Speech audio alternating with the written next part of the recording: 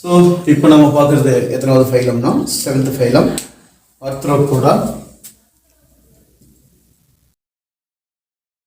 Arthropoda கணுக்காலிகள். இதை நம்ம தமிழில் கொடுக்கும்போது கணுக்காலிகள் அப்படின்னு சொல்கிறோம், ஆர்த்ரோபோட்ஸ். ஸோ இந்த ஃபைலத்தோட ரொம்ப ஸ்பெஷல் என்னன்னு கேட்டோம்னா, it is a largest phylum of the இந்த வேர்ல்ட். உலகத்திலேயே மிகப்பெரிய ஒரு தொகுதி எது அப்படின்னா அது கணுக்காலிகள் தான். கேட்பாங்க த லார்ஜஸ்ட் ஃபைலம் அப்படின்னா it is called is arthropods. Second வந்து செகண்ட் லார்ஜஸ்ட் ஃபைலம்னு ஒன்று இருக்கு, கொஸ்டின் புக்ல இருக்கிறது மாதிரிலாம். செகண்ட் லார்ஜஸ்ட் ஃபைலம்ஸ் வந்து molluscans. So first largest phylum of world அப்படின்னு கேட்டாங்கன்னா அது ஆர்த்ரோபோடா, கணுக்காலிகள். ஏன்னா இதுக்கு பேர் வந்து ஏன் கணுக்காலிகள் அப்படின்னா ஒரு விஷயம், இதோட ஜாயிண்ட்ஸ் வந்து இருக்கும். they have joint appendages. இதுல வந்து பக்கத்துல பக்கவாட்டுல வந்து பாத்தீங்கன்னா கணுக்கள் நிறைந்த அமைப்புகள் இருக்கிறதுனால அதுக்கு பேரு கணுக்காலிகள். கணுக்கள் கொண்டிருப்பதனால கால்கள்ல முட்டு மாதிரி இருக்கும். ஸோ அதனால வந்து அதுக்கு பேர் கணுக்காலிகள். they have joint appendages known as the arthropods. arthropods அப்படின்றது என்ன சார் அப்படின்னா, ஸோ மேக்ஸிமம் உங்களுக்கு தெரியும் ஆர்த்ரோபோட்ஸ் வந்து அக்வாட்டிக்ல இருக்கும் அண்ட் சம்டைம்ஸ் வந்து பார்த்தீங்கன்னா நம்ம டெரஸ்ட்ரியலையும் பார்க்குறோம். அதனால அந்த மாதிரி ஒரு கண்டிஷன்ஸான உயிரிகள் தான் இது இருக்கும் ஆர்த்ரோபோட்ஸ். ஸோ ஆர்த்ரோபோட்ஸ் பற்றி என்ன சொல்லலாம் சார் அப்படின்னா, first level it is a bilateral symmetry, lateral symmetry, trifloplastic animal,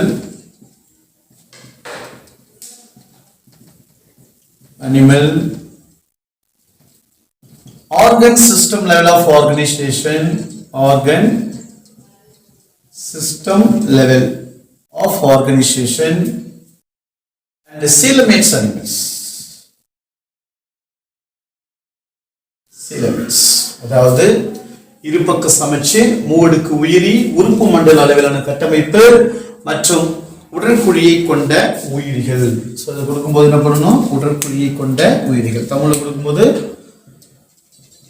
உடற்குழி, உறுப்பு மண்டல அளவிலான கட்டமைப்பு, உறுப்பு மண்டலம் கட்டமைப்புகளை பெற்றது. ட்ரிப்ளோபிளாஸ்டிக் மூவடுக்கு உயிரி, இருபக்க சமச்சீரை கொண்டது, இரு பக்க சமச்சீரை பெற்றது, இருபக்க சமச்சீரை பெற்றது. ஸோ ஆர்த்ரோபோட்ஸ் பற்றி சொல்றப்போ bilateral symmetry, trifloplastic animal, organ system level of organization, coelomates. So இது வந்து ஒரு வெல் டெவலப்டு ஆர்கானிசம் தான். இந்த உயிரிகளை ஆர்த்ரோபோட்ஸ் நீங்க போயிட்டு பார்த்தீங்கன்னா ஆர்த்ரோபோட்ஸ் அல்லது ஆர்த்ரோபோடா consist mainly 3 parts. இது வந்து மூணா கன்சிஸ்ட் பண்றாங்க இந்த பாடி. So arthropods consist 3 parts mainly. One is head, இங்க நம்ம கொடுக்கலாம். Then second வந்து thorax. Number 3 வந்து பார்த்தீங்கன்னா abdomens, abdomen. தலை, மார்பு, இடுப்பு அப்படின்னு சொல்லிட்டு 3 பகுதியை பிரிக்கிறாங்க. தலை இருக்கும், மார்பு இருக்கும், இடுப்பு அப்படின்னு சொல்லிட்டு 3 பகுதிகளாக ஆர்த்ரோபோட்ஸை பிரிக்கிறாங்க. ஆர்த்ரோபோட்ஸ் வந்து அப்படிதான். ஸோ ஆர்த்ரோபோட்ஸை பொறுத்த வரைக்கும் பூச்சினங்கள் தான், வேற ஒன்றும் இல்லை. கணுக்காலிகளுக்கு ரொம்ப ஒரு பெஸ்ட் எக்ஸாம்பிள்ஸ் அப்படின்னு பார்த்தாவே நம்ம என்ன சொல்லலாம், இன்செக்ட்ஸ், பூச்சினங்கள். பூச்சினங்கள் நம்ம இமேஜின் பண்ணிக்கணும். ஒரே விஷயம், ஆர்த்ரோபோட்ஸ் கணுக்காலிகள்லாம் பேசிக் இன்ஃபர்மேஷன் ஞாபகம் வச்சுட்டு it consist 3 parts mainly. One is the head, thorax and abdomens அப்படின்னு சொல்றோம். அப்ப இது மூணுமே பூச்சிகளை நம்ம அப்ளை பண்ணி பார்த்தா ஒரு பூச்சி எடுத்து பாருங்க, தலை இருக்கும், அதுக்கு மார்பறை பகுதிகள் இருக்கும், மற்ற என்ன இருக்கும் அப்படின்னா வயிற்று அந்த இடுப்பு பகுதிகளை வந்து சார்ந்த பகுதிகளை பெற்றிருக்கும். இது வந்து ஆர்த்ரோபோட்ஸ். அப்ப எக்ஸாம்பிள்ஸ் வந்து இன்செக்ட். வேற என்ன இன்செக்டோட ரொம்ப ஸ்பெஷல் அப்படின்னா இட் ஹேஸ் காம்பவுண்ட் ஐஸ், குட்டு கண்களை பெற்றிருக்கும். ஸோ இன்செக்ட், நீங்க ஒரு இன்செக்ட் நல்லா உத்து பார்த்தீங்க அப்படின்னா சின்ன அந்த கண்ணில் பார்த்தீங்கன்னா டாட் டாட் டாட் டாட்டா இருக்கும். இதெல்லாம் வந்து பல ஆயிரம் கணக்கான அந்த லென்சஸ் வந்து உள்ள இருக்கும். இந்த லென்சஸ் எல்லாம் ஒன்னோட ஒன்று ஜாயின் பண்ணிக்கிறது. It's called as compound. காம்பவுண்ட்னா கூட்டி கண்களாக இது காணப்படும். It's also called as the ommatidium அப்படின்னு சொல்லுவாங்க. இது வந்து ஒமாட்டிடியம், கூட்டு கண்கள் என்னன்னு சொல்லுவாங்க, ஒமாட்டிடியம் சொல்லுவாங்க, which contain lot of lenses in their eyes. அப்ப அந்த கண்களில் பல லென்சஸ் இருக்கிறதுனால அதுக்கு பேர் வந்து கூட்டு கண்கள். இப்போ பூச்சிகளில் காணப்படும் கண்களுக்கு என்ன பேர்னா கூட்டு கண்கள். அப்ப இந்த கூட்டு கண்களை பெற்றிருக்கும். வேற என்ன சில ஸ்பெஷலைசேஷன்ஸ் அப்படின்னா, இதுல வந்து பிரைன் இருக்காது. இந்த உயிரிகள்ல வந்து பார்த்தா brain not fully developed. So இங்க சென்சரி ஆர்கனா எது செயல்படுதுன்னு கேட்கிறாங்க. சென்சரி ஆர்கன், அதாவது பாத்தீங்கன்னா நம்ம சொல்ற இந்த மூளை மாதிரி உடல் இருக்கிற ஒரு உணர்ச்சி உறுப்புகள் வந்து எது பூச்சிகள்ல அப்படின்னு பாத்தீங்க அப்படின்னா, ஸோ ஆண்டனே அப்படின்னு சொல்லுவாங்க. இதை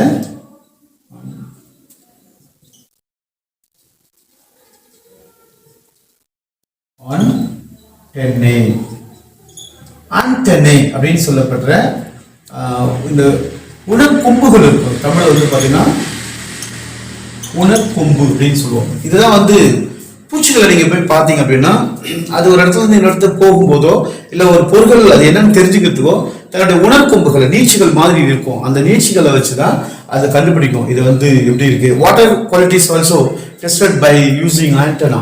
இந்த ஆண்டனா வந்து பயன்படுத்தி சென்சேஷனை கண்டுபிடிக்கும் எப்படி இருக்குது அப்படின்ற மாதிரி. ஏன்னா அது பிரெயின் வந்து நாட் ஃபுல் டெவலப்டு. ஸோ மூளையின் சரியாக வளர்ச்சி இல்லாத இருக்கிறதுனால இந்த மாதிரி உறுப்புகளை பயன்படுத்தி அது வந்து செயல்படுத்திக்கும். அதாவது தன்னுடைய நிலைப்பாடுகளுக்கு ஏற்ற மாதிரி அதை பயன்படுத்திக்கணும். So arthropods commonly called as the insect.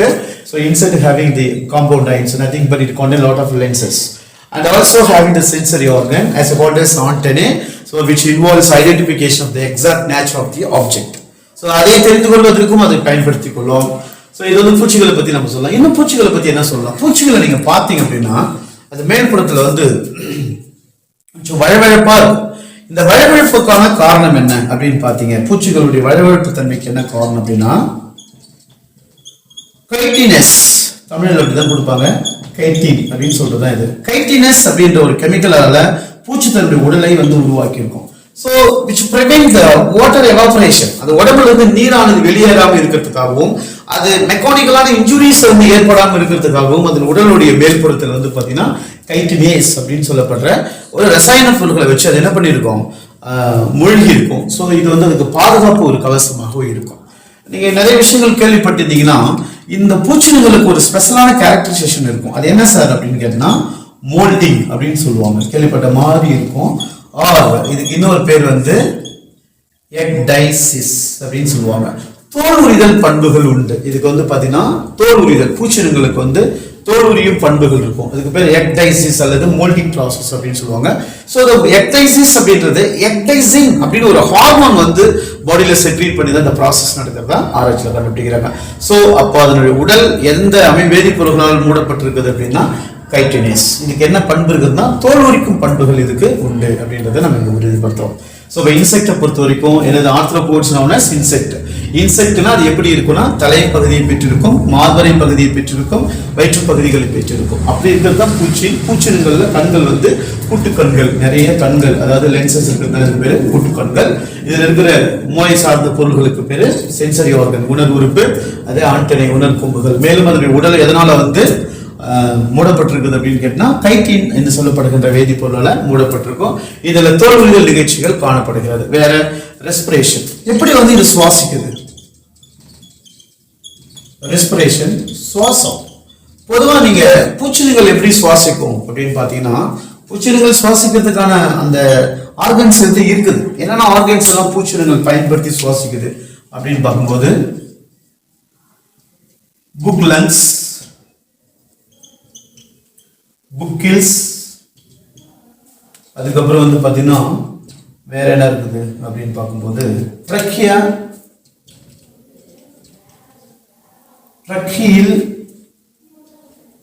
S இந்த பார்ட் இருக்கும். ஸோ இந்த மாதிரி புத்தக நுரையீரல், புத்தக செவில்கள் மற்றும் சுவாச குழாய்கள் மூலமாக ட்ரக்கியல் ட்ராக் அப்படின்னு சொல்றோம் இல்லையா, அந்த ரீஜனல்.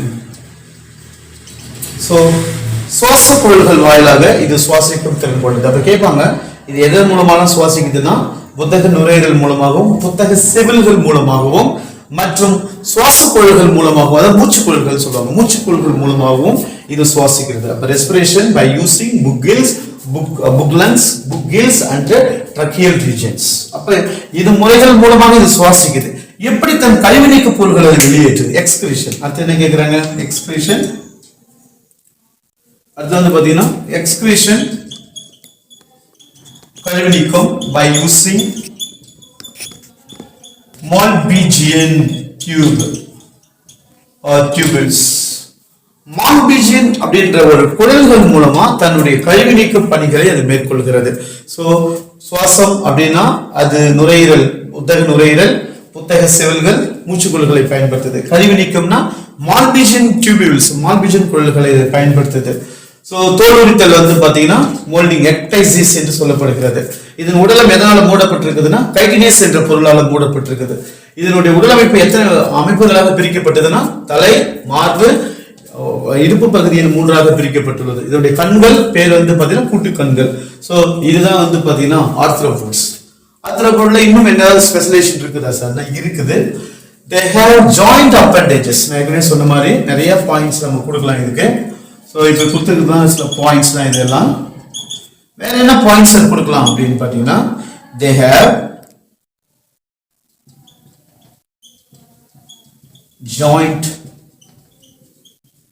appendages, அதாவது இணை உறுப்புகளை பெற்றுள்ளதுன்னு சொல்றாங்க. இணை உறுப்புகளை கொண்டிருக்கும். அதனாலதான் இதுக்கு பேரு கணுக்காலிகளே வருது. இணை உறுப்புகள், பூச்சினாவே இணை உறுப்புகளை பெற்றிருக்கும். சோ இணை உறுப்புகள் பெற்றிருந்தா அதுக்கு பேரு அப்பெண்டேஜஸ் அப்படின்னு சொல்றோம். இது எப்படி சார் இருக்கும்? செக்ஸஸ் வந்து செப்பரேட் தான் சார், தனித்தனியா தான் இருக்கும். ஆண் பெண் பூச்சிகள் தனித்தனியாவே நம்ம பார்க்கலாம். செக்ஸஸ் செப்பரேட் இருக்கும். அண்ட் லார்வல் ஸ்டேஜ் இதுக்கும் உண்டு. இதுக்கு வந்து பாத்தீங்கன்னா இளமுயிரி நிலை காணப்படுகிறது. And also have larval stage. Larval stage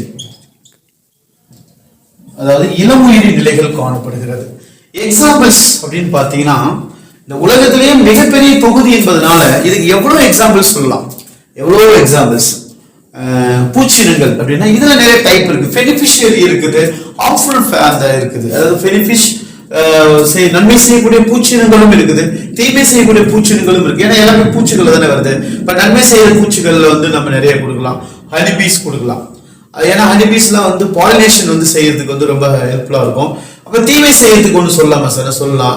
ஏதாவது சொல்லலாம்னா வெட்டிக்கிளிகள் சொல்லலாம், கொசு, இதெல்லாம் மஸ்கிட்டோஸ் எல்லாம் வந்து தீமை செய்யக்கூடியது. அனபிளஸ், கியூலெக்ஸ் இல்லையா, இந்த மாதிரி நிறைய கொசுக்கள், ஏடிஎஸ், இதெல்லாம் வந்து நமக்கு உடல்ல நோயை தரக்கூடியது.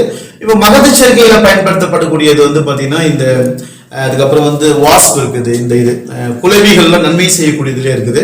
அது கடிக்கிறதுனால இல்லை, தேனீகள் கூட தான் கடிக்கும், குளவியும் கடிக்கும். ஆனால் குளவிகளும் நன்மை செய்யக்கூடிய பூச்சிகள் தான் இருக்குது. குளவிகள், தேனீக்கள், ஸோ இதெல்லாம் நன்மை செய்யக்கூடிய பூச்சிகள் இருக்கு. சில தீமை செய்யக்கூடிய பூச்சிகள் இருக்கு. அப்போ அதை நம்ம எக்ஸாம்பிள் எழுதும் போது மஸ்கிட்டோ எழுதணும், கொசு. அதுக்கப்புறம் வந்து பார்த்தீங்கன்னா மஸ்கா டொமஸ்டிகா, விடிஇ, அதுவும் வந்து பார்த்தீங்கன்னா house fly. House flies also belongs to the insect தான் வரும். அண்ட் நம்பர் 3 வந்து பார்த்தீங்கன்னா வெட்டிக்கலி, ஸோ கிராஸ்ஹோஃபர்ஸ். ஸோ இது மாதிரி நம்ம நிறைய எக்ஸாம்பிள்ஸ் வந்து கொடுத்துட்டே போகலாம். சம்டைம்ஸ் வந்து நமக்கு என்ன தேவைன்னா அதனுடைய சயின்டிஃபிக் நேம் வந்து நமக்கு தேவை. இப்போ மஸ்கிட்டோ சொல்றாங்க, மஸ்கிட்டோஸ்ல வந்து ஏதாவது ஒரு பேர், நிறைய மஸ்கிட்டோஸ் இருக்குது, அதுல ஒரு நமக்கு சயின்டிஃபிக் நேம் தெரிஞ்சு வச்சுக்கணும். அண்ட் வந்து இப்போ நான் சொன்ன ஹவுஸ் ஃப்ளை மஸ்கா டொமஸ்டிகா என்பது அதனுடைய அறிவியல் பெயர், அதை ஞாபகம் வச்சுக்கணும். இப்போ ஹனிபீஸ்ல வந்து பார்த்தீங்கன்னா ஏபிடிஸ் இண்டிகா இருக்குது. ஸோ அது நிறைய டைப்ஸ் ஆஃப் கொடுத்துருப்பாங்க, அதை நம்ம நோட் பண்ணி வச்சுக்கணும்.